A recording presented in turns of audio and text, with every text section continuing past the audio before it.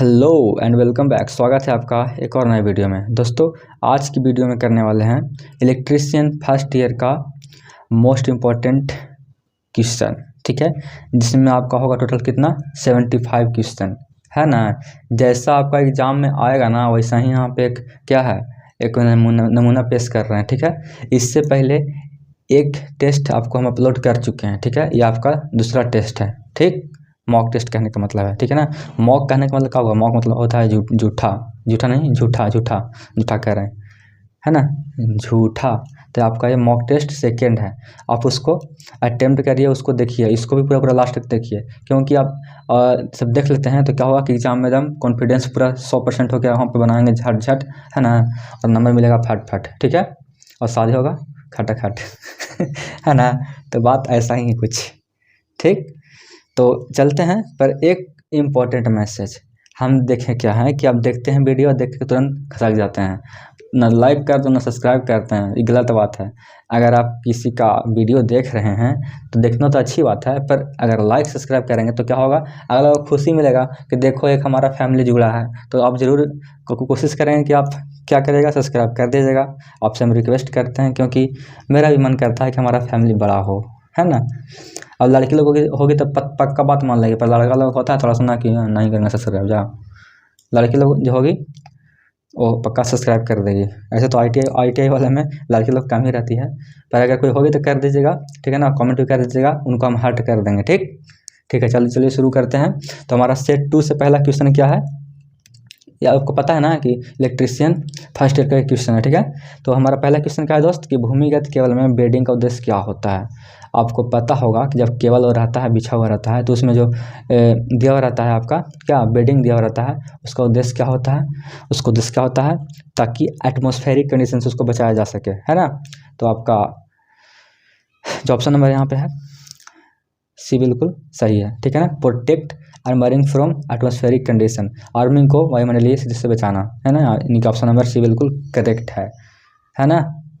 अब फिगर बताएं यहाँ पे, अभी सब इतना इतना बताने के लिए टाइम रहेगा तो फिर दिक्कत ना है। ये तो फिगर हम कितना बताए हैं, फिगर में सब नाम पता सब बताए थे इसका, है ना। आपको पता है कि क्या है, आपका कोर है आपका, फिर ऊपर में क्या रहता है, इंसुलेशन रहता है, फिर एम से रहता है, मेटालिक से, तो पता है ना, सिम्बास पता होगा। चलिए आशा रखते हैं इतना। आगे चलिए, भूमिगत केबल के किस प्रकार के दोष को ज्ञात किया जा सकता है। तो आपका लूप टेस्ट, कितना सिंपल क्वेश्चन है दोस्त, बताओ एक पढ़ी वाला हो लूप टेस्ट, ठीक है। आगे चलते हैं, आगे है कि यदि एक तार, है ना, सॉरी, यदि एक हुए चालकों को, है ना, क्या ना अजीब हिंदी में लिखो करता है ना, यदि एक हुए चालकों को 7/1.40 लिखा हुआ है, ठीक है, से इंगित किया जा सकता है, किया गया है, ठीक है ना। उसमें कह रहा है कि 1.40 किसको दर्शाता है। देखिए इंग्लिश में लिखा हुआ क्या, कि what is the number 1.4 represent if standard conductor is यार दिखाई नहीं दे रहा क्या लिखा हुआ, ये थोड़ा सा कम दिखता है ना। डिजिग्नेटेड एज 7/4.10, ठीक है।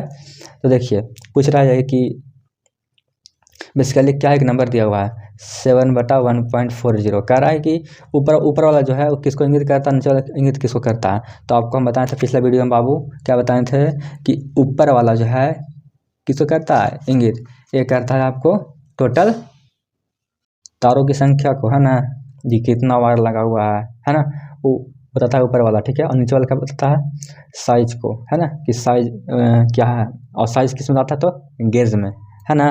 तो आप पूछ रहा है कि नीचे वाला क्या दर्शाता है किसको दर्शाता है, तो दर्शाता है आपको, एक मिनट एडजस्ट कर लेते हैं,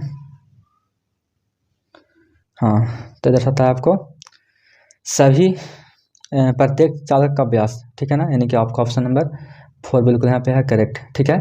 तो 1 पॉइंट, अब फिर से देख लीजिए 1.40 है ना, तो ऊपर वाला क्या दर्शाएगा, ऊपर वाला दर्शाएगा आपको तारों की संख्या, और नीचे वाला क्या दर्शाएगा आपका त्रिज्या, कहने का मतलब कि व्यास हो जाएगा, वो त्रिज्या का डबल हुआ था, यानी कि साइज को दर्शाएगा था, कहने का मतलब कि डायमीटर ऑफ ईच कंडक्टर, यानी कि आपका ऑप्शन नंबर 4 बिल्कुल करेक्ट है। अब चलिए कह रहा है क्या, एक और सिंपल क्वेश्चन कह रहा है कि एल्युमिनियम चालक की, एक मिनट भैया थोड़ा सा, अरे यार क्या हो गया, क्या कह रहा है क्वेश्चन नंबर 4 कि एल्युमिनियम चालक की चालकता का मान क्या है बताइएगा। तो क्या मान है आपको कितना बार बताए हैं, रिपीट भी हुआ है। एल्युमिनियम वाला पूछेगा तो कितना हो जाएगा दोस्त बताइएगा। तो आपका हो जाएगा कितना 35, ठीक है ना। वही अगर पूछेगा कॉपर का तो आपका हो जाएगा 56, ठीक है। और इसका कितना होगा, इसका होगा 35, ठीक है। ध्यान दीजिएगा, ठीक। आगे चलते हैं। अब क्या कह रहा है, क्या कि केवल के अधिक अतिरिक्त धारा सुरक्षा के लिए धारा रेटिंग कारक क्या है बताइएगा। तो क्या है, तो आपका है 0.81, है ना। आपका ऑप्शन नंबर यहाँ पे बिल्कुल सही है, ठीक ठीक है। आगे चलिए, आगे क्या है कि भूमिगत केबल में उदासीन चालक का आकार फेज की तुलना में क्या होता है। तो किसको नहीं पता है कि हाफ होता है ना। तो आपका होता है क्या, half size of phase conductor. वो तो पतला रहेगा ही, ठीक है ना, उदासीन है तो। चलिए, क्योंकि उसको उतना काम ही नहीं रहता है। आप पूछ रहे हैं, इसका नाम पूछ लिया गया है, तो इसका नाम क्या है, क्रिम्पिंग टूल है। देखिए यहाँ पर ध्यान दीजिए, फिगर को देखिए, क्या है आपका है क्रिम्पिंग टूल है, ठीक है ना। यानी कि आपका ऑप्शन नंबर यहाँ पे कौन सा सही हो जाएगा, ए तो है नहीं, बी भी नहीं है, आपका ऑप्शन नंबर सी बिल्कुल करेक्ट है। फिगर को ध्यान में रखिएगा, ठीक है। देखिए कमेंट करिएगा कि अगर आपको चाहिए ना जो भी ड्राइंग आता है, मतलब ड्राइंग में जो भी आता है सब, जैसे कि अभी आ रहा ना आपका, आएगा क्रिम्पिंग टूल, फिर आएगा सोल्डरिंग गन, है ना, सोल्डरिंग आयरन गन। अगर इस चीज़ का चाहिए वीडियो अलग से, तो आप हमको कमेंट करें कि हाँ भैया बना दीजिए वीडियो, हम बना देंगे, ठीक। अगर आप बोलिएगा तब, ज़रूरत पड़ेगा तब बनाएंगे, फिर फालतू में क्या है। चलिए आगे। उच्च नेता हेतु सिरोपरि लाइन में कौन सा जोड़ उपयोग किया जाता है बताइएगा। तो कौन सा तय किया जाता है आपका, वेस्टर्न यूनियन जॉइंट का उपयोग, ठीक है ना। और ये ब्रिटानिया स्ट्रेट जो है, इसको इसलिए करते हैं, तार को लंबाई को बढ़ाने के लिए करते हैं, पता है ना। हाँ पता होगा। बिजली के मात्रा की इकाई क्या है। अब देखिए कितना सिंपल क्वेश्चन पूछा है। अब बिजली का क्या होता है, कूलाम होता है दोस्त, है ना। धारा होता है एम्पियर में, तो क्या होता है इसका, क्या होता है ऐसा यूनिट, आपका जाएगा कूलाम, ठीक। आगे चलिए, अब देखिए अब पूछ रहा है इस फिगर का नाम क्या है। तो सोल्डरिंग आयरन गन है ये। सोल्डरिंग आयरन गन कहाँ पे है, ये है आपका ऑप्शन नंबर 3 बिल्कुल करेक्ट है ना। Soldering iron gun, soldering gun लिख दिया खाली, लेकिन आयरन गन भी लिखना चाहिए था इसको, खैर कोई ना। आगे बढ़ते हैं क्या क्वेश्चन में, केबल की पास के अतिरिक्त धारा सुरक्षा के लिए धारा रेटिंग कारक क्या है बताइएगा। तो होता है आपका 1.23, ऑप्शन नंबर, हाँ ऑप्शन नंबर 3 बिल्कुल यहाँ पे करेक्ट हो जाएगा, ठीक ठीक है। आगे चलिए, अब कह रहा है क्या कि सोल्डरिंग विधि का नाम क्या है ना। तो आपका इसका नाम क्या है, ध्यान रखिएगा।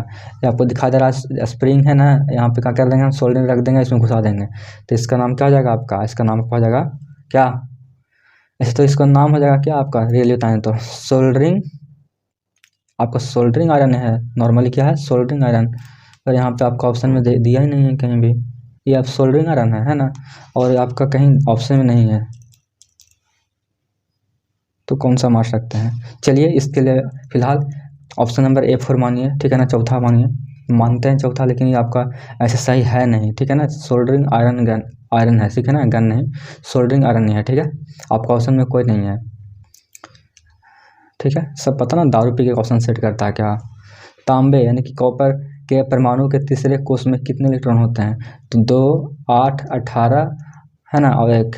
तो आपको पूछ रहे तीसरा में कौन सा, कितना है टोटल इलेक्ट्रॉन, तो आपका है 18, है ना, यानी कि आपका ऑप्शन नंबर 3 बिल्कुल करेक्ट है। आगे देखिएगा कि विद्युत मात्रा का सूत्र क्या होता है। अब बताइएगा भैया, बताइएगा कितना सिंपल ये क्या होता है, Q बराबर I इंटू टी।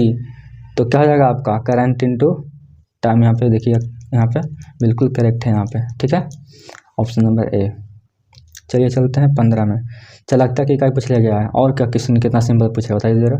तो क्या होगा MHO, ठीक है ना, यानी कि आपका क्या हो जाएगा कंडक्टेंस का SI यूनिट MHO, ठीक है।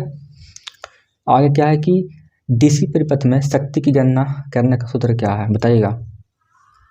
तो आपका होता है करेंट इंटू वोल्टेज, P बराबर VI, है ना। कहाँ पे है, आपका ये हो जाएगा ऑप्शन ए कह रहे हैं, ऑप्शन नंबर सेकंड। ठीक है, ध्यान दीजिएगा। आगे क्या है कि गूथे हुए कंडक्टर का ठोस कंडक्टर की तुलना में क्या फ़ायदा है, क्योंकि वह अधिक लचीला होता है ना, यानी कि आपका ऑप्शन नंबर बी बिल्कुल करेक्ट है। देख रहे हैं जितना पढ़े हैं ना आप, अगर जो 7वां सेट पढ़ा होगा वो उसको पता होगा कि जितना पढ़ रहे हैं सब उसी में से आ रहा है ना, कहीं बाहर से क्वेश्चन है या नहीं है। तो आप अगर आप अभी तक नहीं देखें, 7वां सेट करा चुके हैं, अभी 7 से 8 सेट करा चुके हैं, ताकि देख सकते हैं, प्ले लिस्ट भी बना हुआ है इसका। ठीक है ना, ताकि देख सकते हैं, उसी से सब सारा क्वेश्चन है। ठीक है, पढ़ लेंगे ना उतना, जितना हम 7वां सेट करवाए हैं और मॉक टेस्ट करवा रहे हैं, 2 घंटा लगता है क्वेश्चन है, ये सब पढ़ लीजिएगा ना एक बार, तो गलत थोड़ा जाएगा एग्जाम में, एकदम गारंटी बता रहे हैं। ठीक है, आगे क्या है कि आगे क्या है, तो है गया 18 चलते हैं। क्या कि क्रिम्पिंग से क्या फ़ायदा है बताइएगा, क्रिम्पिंग का क्या फ़ायदा है बताइएगा, क्रिम्पिंग का फ़ायदा क्या है। सिंपल सा क्वेश्चन है दोस्त, क्रिम्पिंग का फ़ायदा पूछ रहा है यहाँ पे। क्वेश्चन नंबर 19 आपका क्या करता है, तो 18 या 19, हाँ 18 वाला क्या करता है ये, तो क्या करता है, अगर तार ढीला तो क्या करता है, उसको एकदम टाइट कर देता है ना, तो मतलब कि ढीले संयोजनों को टालना, यानी कि अवॉइड द लूज कनेक्शंस, है ना। ऑप्शन नंबर 3 बिल्कुल करेक्ट हो जाएगा। ठीक है, क्रिम्पिंग का फायदा क्या है कि पूरा एकदम तार को क्या करता है, टाइट कर देता है एकदम, है ना, लूज कहीं नहीं रहेगा वो उससे। ठीक है, क्रिम्पिंग करने के बाद आगे देखिए, उत्पादन संयंत्रों में किस प्रकार की केबल बिछाने की विधि का प्रयोग किया जाता है बताइएगा। तो कहता है आपका कौन सा, रैक इन एयर, ऐसा ही खुला रहता है वो। ठीक है ना, यानी कि ऑप्शन नंबर बी बिल्कुल करेक्ट होगा। ये कहाँ पे यूज़ करते हैं डक्ट वाला, तो ये आपको करते हैं कहाँ पे, जहाँ पे बहुत घना आबादी है और एरिया बहुत संकीर्ण है ना, बहुत जनसंख्या, वहाँ पे हम डक्ट वाला यूज़ करते हैं। ठीक है, तो चलिए आगे चलते हैं क्वेश्चन नंबर 20 की ओर। कह रहा है क्या कि भूमिगत केबल में कौन सा भाग धात्विक कवच को क्षरण से बचाता है ना, यानी कि कोराइजन से, तो कौन बचाता है बताइएगा। तो जाता है आपका बेडिंग, है ना, जिसका इस तरह का था ना वो फिगर अथी में, किस चीज़ में, तार में, तो वही क्या करता है, बचाता है उसको। ठीक है ना, यानी कि आपका ऑप्शन नंबर सेकंड बिल्कुल करेक्ट हो जाएगा। ठीक है, ठीक है। अब देखिए, जंक्शन बॉक्स में किस प्रकार के तारों का जोड़ पाया जाता है, तो बताए थे, जंक्शन में घुसा चूहा, यानी कि रेड टेल जोड़, ट्रिक था याद करने का, है ना। जंक्शन बॉक्स में रेड टेल जोड़ का यूज करते हैं, या फिर इसका और एक और नाम है पिग जॉइंट, है ना, पिग जॉइंट भी नाम है इसका। ठीक, ठीक है। आगे देखिए हम पूरा डिटेल्स बता रहे हैं, और बहुत लोग क्या करेगा, ये निकल के निकल जाएगा, चलो भागो रे है ना। तो अब बात को समझ रहना, सब्सक्राइब तो बनता ही है मेरा, इतना मेहनत कर रहे हैं तो आपके लिए। डीप सोल्डरिंग विधि का उपयोग पूछा गया दोस्त, बताइएगा। तो क्या किया जाता है इससे, तो होता है पीसीबी में छोटे भागों को सोल्डरिंग करने के लिए होता है ना। तो आपका ऑप्शन नंबर बिल्कुल यहाँ पर 3 बिल्कुल करेक्ट हो जाएगा। ठीक है ना, याद रखेंगे, याद कर रखेंगे आप, तो ही है आपको।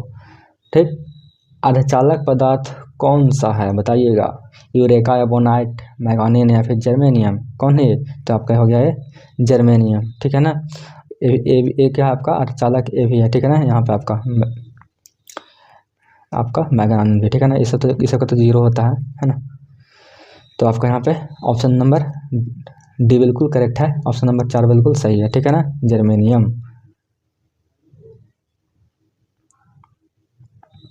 आगे देखिए, ये फिगर तो सही रिपीट करते रहता है, और इसका आंसर बहुत बढ़िया से बच्चों को पता है। ठीक है ना, कि आपका 4.55 इसका बराबर आंसर आता है। तो इसको सॉल्व करना पड़ेगा, इसको सॉल्व करने के लिए सिखा था ना वीडियो में, ध्यान दिए हैं, देखे होंगे बढ़िया से याद होगा आपको। इसका हमेशा आंसर आता है 4.55, इसको रट ले एकदम, फिगर में आएगा, झट से मारेगा, पट से आगे बढ़ेगा। ठीक है, हम बताएं ना अभी, एकदम झट पढ़िए, इसको याद करिए, है ना, तो लगेगा फट नौकरी, फिर शादी हो जाएगा, है ना।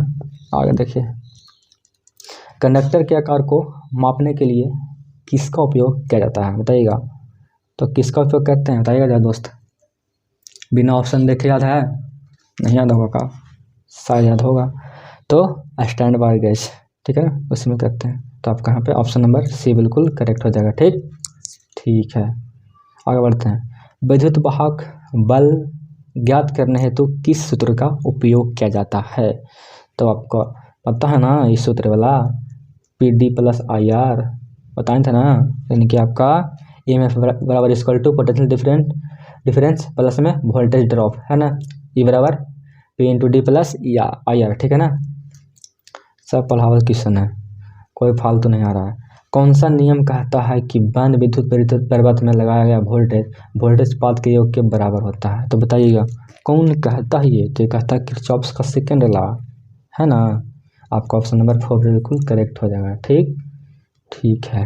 कह रहा है क्या कि यदि 3 प्रतिरोध R1 R2 R3 समांतर परिपथ में जुड़े हैं तो कुल प्रतिरोध का मान ज्ञात कीजिए। आप क्या याद किए होंगे?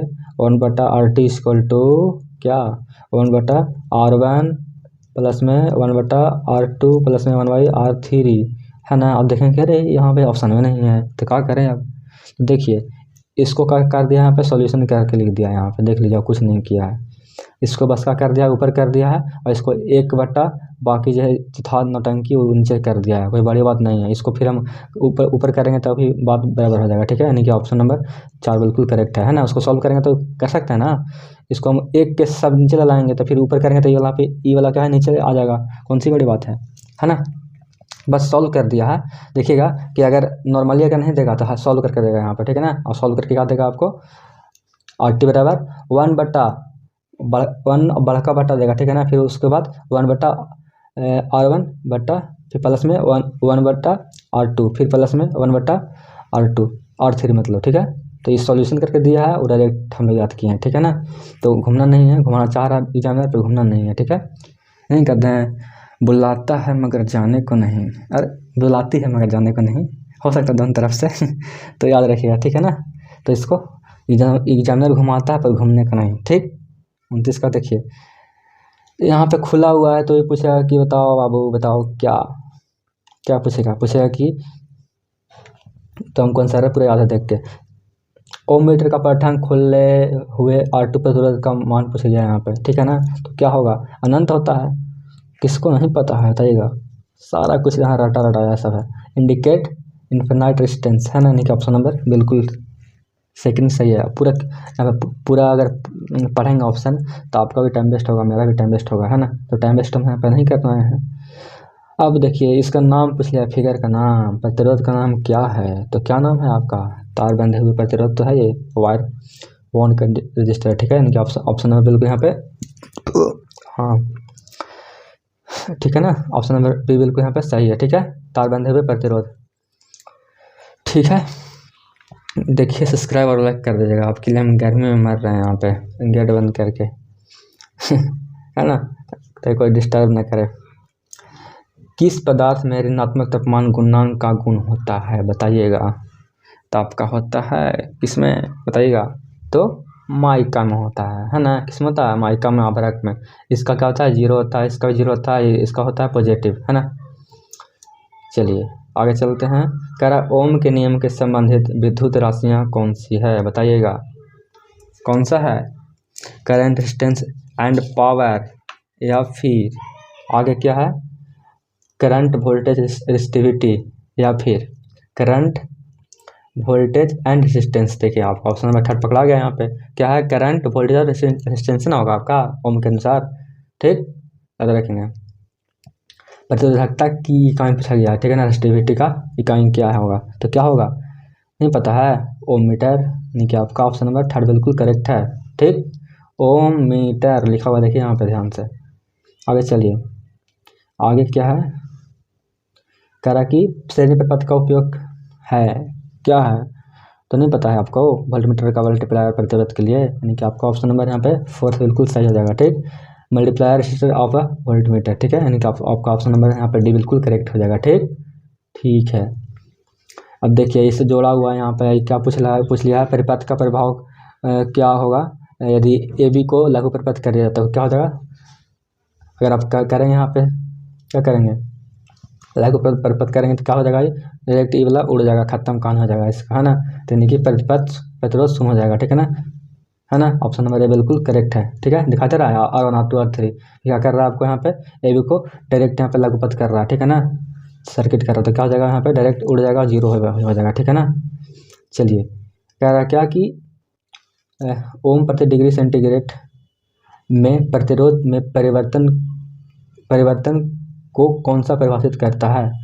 दिखाई थोड़ा कम दे रहा है, क्या बात है, अंधा हो गए क्या हम। तो फिर से पढ़ लेते हैं। ओम प्रति डिग्री सेंटीग्रेड में प्रतिरोध में परिवर्तन को कौन सा परिभाषित करता है, बताइएगा। तो कौन सा करता है प्रतिरोध, ये करता है आपका तापमान गुणांक को, ठीक है ना। ऑप्शन नंबर बिल्कुल यहाँ पे फोर्थ बिल्कुल सही है, डी बिल्कुल सही है, ठीक है। ठीक है, ध्यान रखेंगे। अब बोल रहा है क्या कि व्हाट इज ऐसा यूनिट ऑफ स्पेसिफिक डिस्टेंस, बताइएगा। तो क्या होता है ये, तो आपका होता है ओम मीटर। फिर बार बार क्वेश्चन रिपीट हो गया यहाँ पे, ठीक है ना। विशिष्ट प्रतिरोध की ऐसा ही यूनिट पूछा है, कहीं पूछा है, तो क्या हो जाएगा आपका ओम मीटर। क्वेश्चन 2 बार रिपीट हो गया ना। चलिए, एक खुले सर्किट में प्रतिरोध का मान पूछ लिया गया है, बताइएगा। अब खुला तो क्या होगा, इन्फिनाइट होगा, है ना। यानी कि आपका ऑप्शन नंबर डी बिल्कुल सही है। ऑप्शन नंबर 4 डी, चाहे जो भी कहिए, है ना। अब देखिए, फिर क्वेश्चन जो भी हम प्रैक्टिस में करवाए थे वही हूबहू क्वेश्चन मतलब मैथ का यहाँ पे आपको मिलेगा, है ना। मतलब इन लोग के कोई भी नया क्वेश्चन नहीं मिलता है, जो वहाँ पे है वही यहाँ पे छाप दिया है। अब बोला कि इसको दशमलव में भिन्न में बदलना है, तो कौन नहीं जानता है कि दशमलव में बदलने क्या करना पड़ेगा, हमको क्या करना पड़ेगा, गुणा कर देना है, और क्या 100 से भैया, है ना। क्या करना पड़ेगा, गुणना, ठीक है। यानी कि आपका 45.6% हो जाएगा, ठीक है। ठीक, इसका सोल्यूशन तो पूरा करवा चुके हैं कि फिर कराना पड़ेगा, ऐसे कैसे होगा, सब करवा चुके हैं। तो फिर इसको हटाएंगे तो यहाँ पे 0 बैठ जाएगा, यहाँ पे 1100 से गुना करेंगे, यहाँ पे कर देगा, फिर 10 से ऊपर चला जाएगा, तो यहाँ पे 45.6% हो जाएगा, ठीक है। चलिए, अब पूछ लिया कि इसका वर्ग क्या होगा। वाह, इतना भारी क्वेश्चन, मतलब इन लोग के क्वेश्चन नहीं मिलता है क्या। देखिए, अब एक के करेंगे, यहाँ पे वर्ग क्या हो जाएगा, एक पर यहाँ पे आगे बढ़ जाएगा 3 0, है ना। यानी कि आपका हो जाएगा 0.0001, कहाँ पे है आपका ऑप्शन नंबर सेकंड बिल्कुल करेक्ट हो जाएगा, ठीक। कह रहा है कि इनमें से किस धातु में प्रमुख सामग्री के रूप में लोहा यूज होता है। पीतल में कैसे होगा, नहीं। ब्रोंज मेटल, जिंक, यहाँ देखिए फेरस मेटल, यहाँ पे जब फेरस लिखा हुआ है तो फिर इसमें तो लोहा होगा ही, है ना। ये खुद फेरस धातु है जिसमें लोहा तो पक्का होगा, यानी कि ऑप्शन नंबर डी बिल्कुल करेक्ट हो जाएगा, ठीक। आगे क्या है कि वस्तु में निहित पदार्थ की मात्रा को क्या कहा जाता है, बताइएगा। तो कहा जाता है क्या, अब किसी वस्तु में अगर उसका अपना हो तो क्या है, अपना क्या होता है, तो एक आपका उसका कोई भी, मान लीजिए कि मेरे पास पेन है, क्या है मेरे पास पेन है, तो इसका एक स्पेसिफिक क्या होगा आपका, एक मास होगा, है ना, है ना। मास मतलब एक द्रव्यमान इसका होगा अपना, ठीक है। ठीक, और कुछ तो नहीं होगा, लेकिन द्रव्यमान तो होगा ना कम से कम। आगे देखिए, किसी पदार्थ के द्रव्यमान प्रति इकाई आयतन को क्या कहते हैं, बताइएगा। तो क्या कहते हैं, तो कहते हैं डेंसिटी कहते हैं, है ना, घनत्व कहते हैं, क्या कहते हैं, घनत्व कहते हैं, ठीक। आगे देखिए, कह रहा ऊष्मा की SI इकाई क्या है, बताइएगा। तो क्या होता है, तो आपका होता है जूल, है ना। यानी कि ऑप्शन नंबर यहाँ पे कहाँ पे, ऑप्शन नंबर बी बिल्कुल करेक्ट है, ठीक है। अब देखिए, आपका आ गया डायग्राम से क्वेश्चन, इंजीनियरिंग ड्राइंग, है ना। हम बोल रहे हैं क्या कि अगर आपको सेपरेट चाहिए वीडियो ड्राइंग का, तो आप हमें कमेंट कर दीजिएगा, हम बना के भेज देंगे, चैनल पर देख लीजिएगा, ठीक है। डाल देंगे, कहने का मतलब भेज देंगे, आपको घर भेज देंगे, है ना। तो तारा कि इस जो मतलब यहाँ पे जो ड्राइंग है, ये किसको इंडिकेट करता है, किसको बता रहा है, तो ये कहता है किसको, स्टील को करता है। ये तो आपको हम पढ़ाए थे, पिछला सेट में आया था एक बार, ठीक है ना। ये क्या है आपका, क्या है, ये आपका है स्टील है, इस्पात है, ठीक। आगे कह रहा है कि इसका ये जो यहाँ पे है फिगर है, ये किसको इंडिकेट कर रहा है बाबू, बताइएगा। तो कर रहा है आपको कांच को, यानी कि ग्लास को। कांच कहाँ पे है, ऑप्शन नंबर, हाँ ऑप्शन नंबर डी बिल्कुल करेक्ट है, ठीक है ना। कांच को इंडिकेट कर, ध्यान से देखिएगा। इस चीज़ का अगर दिखा देगा फिगर आपको, तो क्या है, ये कांच है, ठीक है ना। ये अगर ऐसा दिखाई दे तो इसका मतलब क्या है, ये कंक्रीट है, कुछ ठोस पदार्थ है, ठीक है ना। ये आपको कंक्रीट को इंडिकेट करता है, ठीक। तो कंक्रीट कहाँ पे है, ऑप्शन नंबर 4, ठीक। आगे क्या है कि A4 शीट का ट्रिम किया हुआ आकार क्या होता है, तो क्या होता है दोस्तों। तो आपको ध्यान रखना है, हमेशा पूछेगा तो A4 पे पूछेगा, है ना। हम लोग जो क्या करते हैं, हम लोग जो निकलवाते हैं PDF वगैरह प्रिंटर में से, जो फोटोकॉपी दुकान से, तो क्या हम लोग क्या देता है, A4 पेपर देता है ना। तो आपका 210 × 297 याद रखिएगा, ठीक है ना, 210 × 297, ठीक है, ध्यान रखेंगे। और यही पूछ के करता है, घुमाएगा नहीं। अब देखिए, कह रहा है कि इस मानक के अनुसार कौन सा ड्राइंग आयाम सही है, देखिएगा। तो इसको देख लेते हैं ज़रा, कहीं दिक्कत तो नहीं है उनकी इस साइड में, ठीक है, बिल्कुल सही है यार।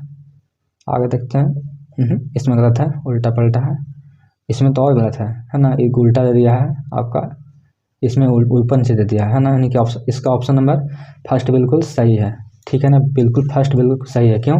क्योंकि जब नीचे का दिखाना है तो आपको तीर के ऊपर रखना है, और दिखाना है साइड का तो तीर के बाहर रखना है। ठीक है, तो यानी कि आपका यहाँ पे ऑप्शन नंबर ए बिल्कुल करेक्ट हो जाएगा। ठीक, बहुत बढ़िया क्वेश्चन था और बहुत बढ़िया था। ठीक है ना, और क्या कह सकते हैं। कह रहा है कि इस चित्र में दिखाया गया प्रिज्म का नाम क्या है। देखिए ऊपर में क्या है, स्क्वायर साइज है, नीचे भी क्या है, स्क्वायर साइज। तो आपका स्क्वायर प्रिज्म हो जाएगा। ठीक है ना, और अगर रेक्टेंगल में रहेगा तो रेक्टेंगल हो जाएगा, लेकिन यहाँ पे आप क्या है, स्क्वायर प्रिज्म है। ठीक है ना, ऑप्शन नंबर 82 है ना। अब देखिए यहाँ पे आ गया इम्प्लीबिलिटी स्किल से क्वेश्चन आ गया। ठीक है ना, तो अभी तक अगर लाइक नहीं किए, सब्सक्राइब नहीं किया तो कर दीजिएगा। ठीक है ना, तो हम चलते हैं इम्प्लीबिलिटी स्किल की ओर। ठीक है, अभी टोटल 50 क्वेश्चन कर चुके हैं थ्योरी से, अब 25 और बचा हुआ है। ठीक, चलिए हम शुरू करते हैं। तो हमारा इम्प्लीबिलिटी स्किल से पहला क्वेश्चन क्या है, fill in the blanks with correct future tense of verb we blanks to the zoo after breakfast. मतलब कि हम लोग यहाँ पे जाने की बात हो रहा है कि हम लोग जाएंगे जू कब कब, तो लंच करने जी ब्रेकफास्ट खाने के बाद, तो हम बाद में जाएगा ना, यानी कि जाएगा फ्यूचर में जाएगा। तो आप यहाँ पे क्या यूज कर लेंगे, हम विल यूज कर लेंगे। ठीक है, तो विल कहाँ पे आपको दिया है, ये यहाँ पे दिया है, ऑप्शन नंबर 4 बिल्कुल करेक्ट है। ठीक है ना, आपका ऑप्शन नंबर 4 बिल्कुल करेक्ट है। यहाँ पे सेंस क्या बन रहा है यहाँ पे कि जू आफ्टर ब्रेकफास्ट, मतलब कि जब वो ब्रेकफास्ट करेगा तब जाएगा जू में, तो वही बात है ना, तो विल का यूज कर लेंगे हम यहाँ पे। ठीक है, विल किसको दिखाता है, तो भविष्य में जाने को। ठीक है ना, अब आगे देखिए, fill in the blanks with correct word they blanks with good friends. अब दे, तो दे के बाद क्या हो जाएगा आपका, और लग जाएगा यहाँ पे। दे मतलब वे लोग के साथ क्या लगता है, और लगता है। ही सीट रहेगा तो क्या लगेगा, इज लगेगा, पता है ना, आई के साथ एम लगेगा। सब बच्चा वाला क्वेश्चन है। आगे क्या है कि fill in the blanks with present progressive tense of the verb, और द क्या है क्वेश्चन क्या दिया यहाँ से, the train blanks through the tunnel. अब ट्रेन जा रहा है, टनल से जा रहा है। ठीक है ना, थ्रू मतलब यहाँ पे टनल से पास हो रहा है, इसका मतलब कि काम हो रहा है। तो यहाँ पे कहा जाएगा आपका ऑप्शन नंबर सेकंड बिल्कुल करेक्ट है, इज पासिंग, है ना। हाँ चलिए, यहाँ पे काम हो रहा है, यानी कि टनल से पार हो रहा था, आपका हम इज पासिंग इज कर लेंगे। ठीक, आगे क्या है कि यहाँ पे fill in the blanks with proper interrogative adjective. ठीक है ना, ब्लैंक्स आर यू गोइंग। तो देखिए अब जाने का बात हो रहा है तो हम क्या बोलते हैं, हु आर यू गोइंग, ऐसे कौन पूछता है, वेयर आर यू गोइंग, कोई पूछता है कि वेयर आर यू गोइंग, तो वेयर यहाँ पहुँच जाएगा। ठीक है ना, विच मतलब होता है कौन, यहाँ पे चूज करने का बात तो नहीं हो रहा है, यहाँ पे कहीं चुन तो नहीं रहे हैं, किसी को चुनना होगा तभी चीज करते हैं। ठीक है ना, व्हाट आर गोइंग होता है, व्हाट इज गोइंग ऑन कहने का मतलब क्या चल रहा है, लेकिन आपका यहाँ पे ऑप्शन नंबर बिल्कुल बी बिल्कुल सही है, वेयर आर यू गोइंग, कहाँ जा रहे हैं आप। ठीक है ना, आप कहाँ जा रहे हैं। ठीक है, आप कहाँ जा रहे हैं, चाहे तुम कहाँ जा रहे हो, है ना। I made this cake blanks my self, या फिर योर सेल्फ, या फिर क्या है आपका हिमसेल्फ, या फिर it self. Made this cake मतलब कि मैंने एक केक बनाया है, तो क्या करेंगे हम, अब केक बनाए तो इसका मतलब कि हम खुद बनाए हैं, तो यानी कि यहाँ पर हो जाएगा माई सेल्फ। और एक आएगा सी वाला आएगा, है ना, अभी आगे आएगा सी वाला, उसी को हम याद कर रहे थे, है ना, पढ़ने के पहले थोड़ा सा पढ़े थे, तो यही बात है। ठीक, एक मिनट, फ़ोन आ रहा है ना। तो क्वेश्चन में क्या है कि आई मेड दिस केक, है ना, मैंने यह केक बनाया, तो माई सेल्फ मैंने खुद, या फिर योर सेल्फ तुम्हारे से हेल्प लेके, या फिर यहाँ पे हिम सेल्फ, या फिर इट सेल्फ। तो हिम सेल्फ कब लगता है, जब ही आता है आगे तब। ठीक है ना, तो यानी कि आपको यहाँ पे माई सेल्फ हो जाएगा। ठीक है ना, I made this cake my self मतलब कि मैंने केक खुद बनाया है। ठीक है, अब आगे चलते हैं, बहुत सिंपल क्वेश्चन है। देखिए यहाँ पे सी वाला आ गया है कि सी मेड दिस केक, वह क्या की है, केक बनाई है, तो इट सेल्फ, माई सेल्फ, या फिर हर सेल्फ, या फिर हिम सेल्फ। तो देखिए सी आएगा तो आपका यहाँ पे आगे भर देना है हर, वही आ जाएगा अगर ही तो भर देना है हिज। ठीक है ना, मतलब कि हिम सेल्फ बन जाता है। ठीक है ना, सी के लिए हर सेल्फ और ही के लिए हर सेल्फ। तो यहाँ पे केक बनाई है कोई लड़की, है ना, सी made this cake her self लिख देंगे। ठीक है ना, और समझ में क्या बोल देंगे, हर सेल्फ, लड़की के लिए क्या हो जाएगा यहाँ पे हर सेल्फ, और वही रहता है यहाँ पे ही रहता है, ही रहता है, क्या करते हैं हम हिम सेल्फ भर देते हैं। ठीक है, इतना तो आप समझ में आ गया होगा आपको। सी हैज हर्ट, है ना, blanks, my self, her self या फिर हिम सेल्फ, तो उसको चोट लगा है तो इसका मतलब कि वो हर खुद ही लगाई होगी, यानी कि हर सेल्फ हो जाएगा, ठीक है ना। सी हैज हर्ट हर सेल्फ, उसने खुद को चोट पहुंचाई है, ठीक है।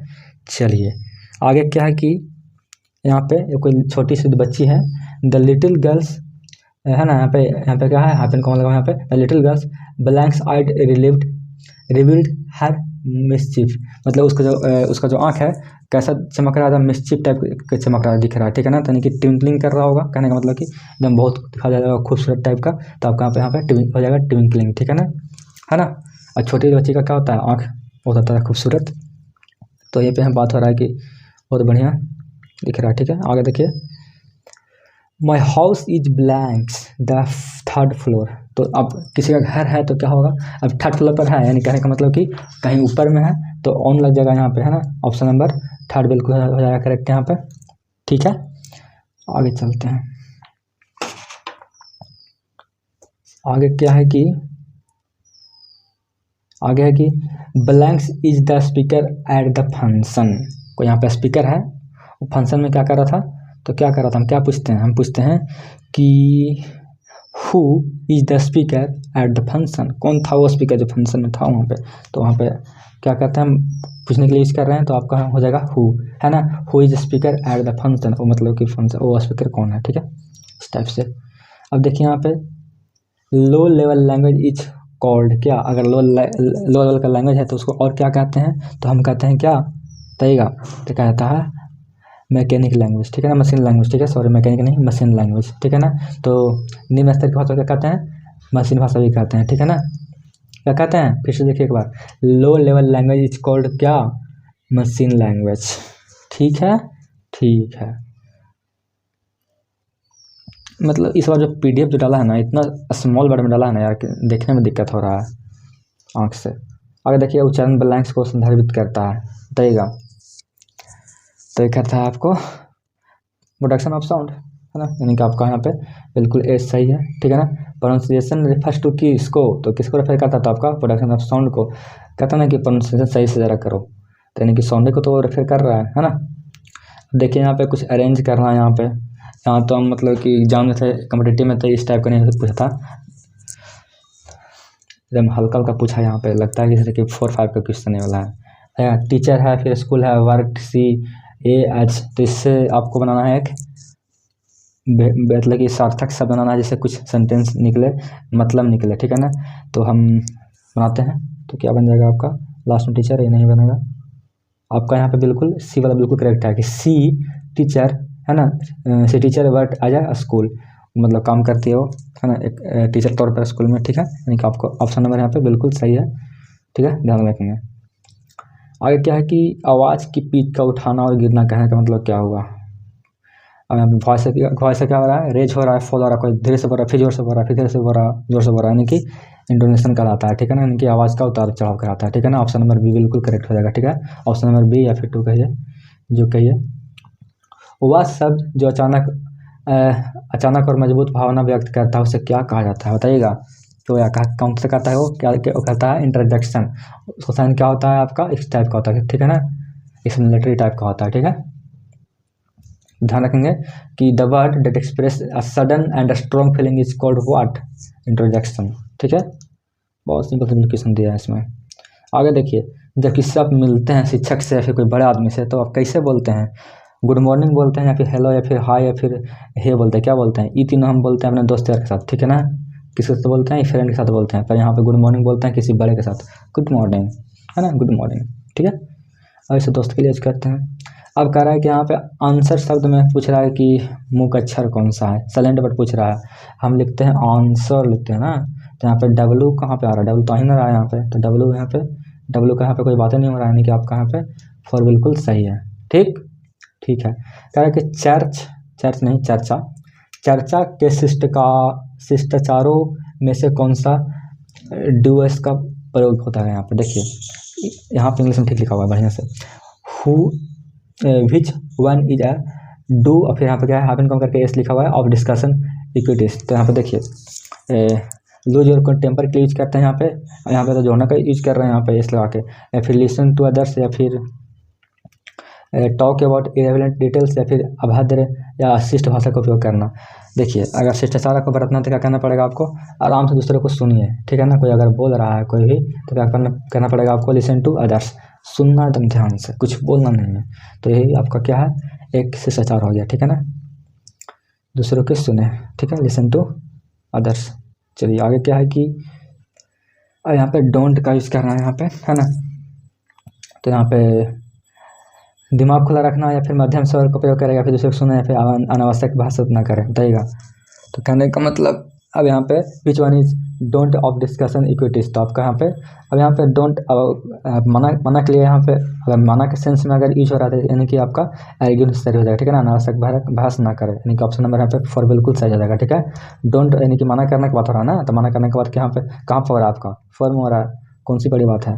आगे देखिए, कंप्यूटर का मस्तिष्क कौन सा है, CPU होता है। यूपीएस क्या होता है आपका, होता है CPU, है ना, सेंट्रल प्रोसेसिंग यूनिट बोलते हैं इसको, है ना। कार्डिनल नंबर कौन सा है बताइएगा।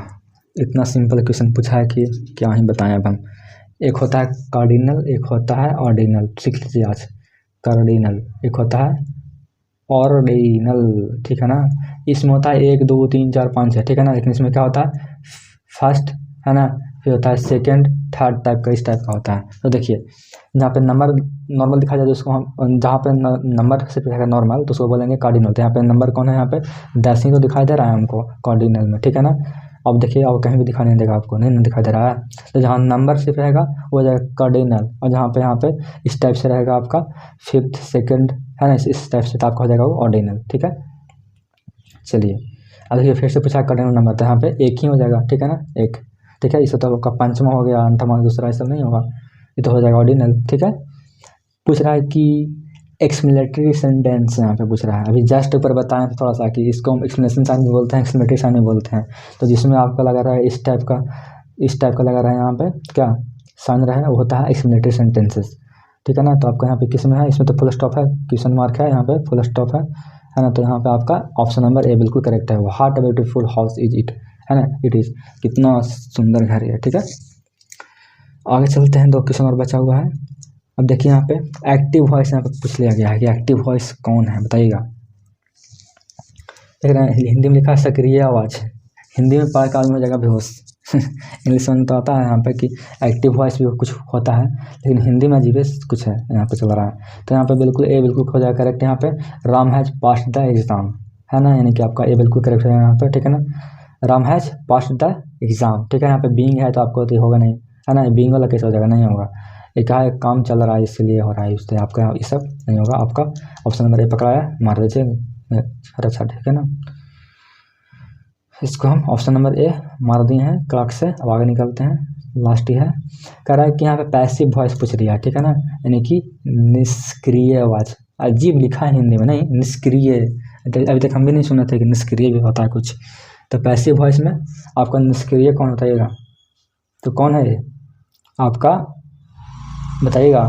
ये हम छोड़ते हैं आप पर, ठीक है ना, ये हम छोड़ते हैं आप पर की कौन है, ठीक, सुन रहे हैं। एक ऑप्शन नंबर यहाँ पे डी भी है, ठीक। तो हम आप पे छोड़ते हैं कि बताइएगा कि ऑप्शन नंबर इसमें कौन सा है सही। ऐसे तो थोड़ा सा हम हिंट दे दिए हैं कि कौन है जे, तो बताइएगा ऑप्शन नंबर 75 का ऑप्शन नंबर कौन सा है, दीजिएगा कमेंट बॉक्स में, ठीक है। और आज की वीडियो में बस इतना ही, ये पूरा आपका मॉक टेस्ट खत्म हुआ। जय हिंद और जय भारत, ठीक है ना।